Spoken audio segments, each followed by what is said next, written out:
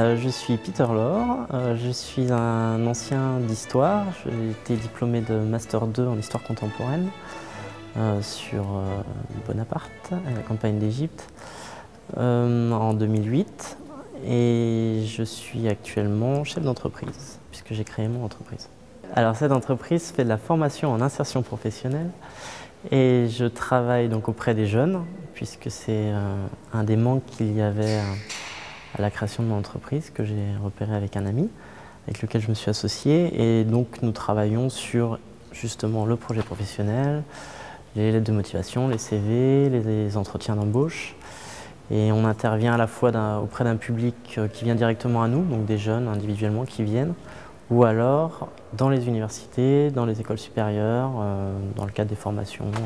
Notre base vraiment du travail, c'est le projet professionnel. Donc c'est la réflexion réelle sur tout ce qui va être une motivation dans le cadre de leurs études, s'ils sont encore en études, ou s'ils sont en recherche d'une embauche. Dans ce cas-là, ils vont être sur une motivation sur le lendemain. Alors je voulais faire de l'égyptologie.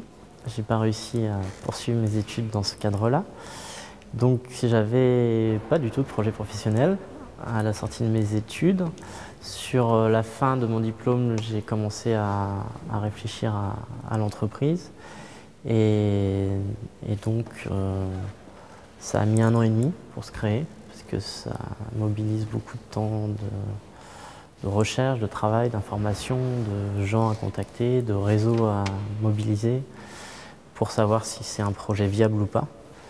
Et puis nous avons créé donc en décembre 2008 et pour l'instant c'est plutôt une réussite, donc je suis ravi. L'esprit de synthèse qu'on obtient, la manière de faire ses recherches, c'est très important, surtout au master, on est plongé dans les recherches, on doit chercher nos informations dans les bibliothèques, dans des instituts, à gauche, à droite. Et c'est vrai que cette manière d'être sans arrêt dans une optique je recherche un élément, c'est très important quand on crée une entreprise, puisque ça se joue souvent sur des détails et parfois les détails peuvent être très, très embêtants, financièrement ou pour le travail.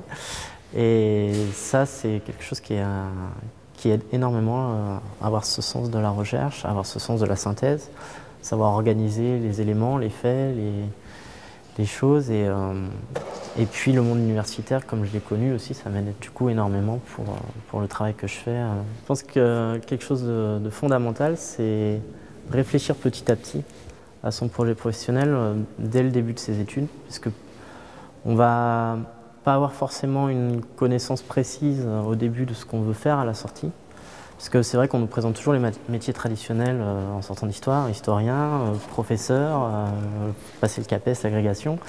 Et on nous incite pas, alors ça change maintenant, l'université change et nous montre qu'il y a des débouchés et qui peuvent être hautes. Et c'est vrai que par exemple dans tous mes amis, aucun n'est professeur en histoire, où on a eu le CAPES, où on a eu l'agrégation. Ils sont tous, alors qu'ils ont fait de l'histoire, ils ont eu des masters, des maîtrises.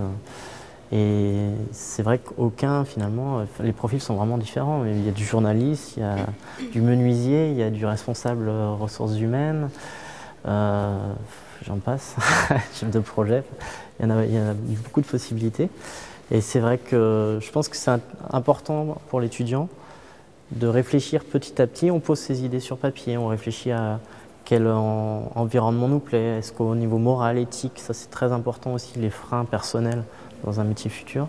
Est-ce qu'on est prêt à accepter tel type de métier? Par exemple, quelqu'un qui ait la relation avec le public peut être un très mauvais commercial. S'il veut faire commerce, c'est très embêtant. Mais il y a des freins comme ça qui sont pas forcément perçus parce qu'on n'a pas forcément le recul non plus sur soi. C'est bien aussi d'aller vers les structures.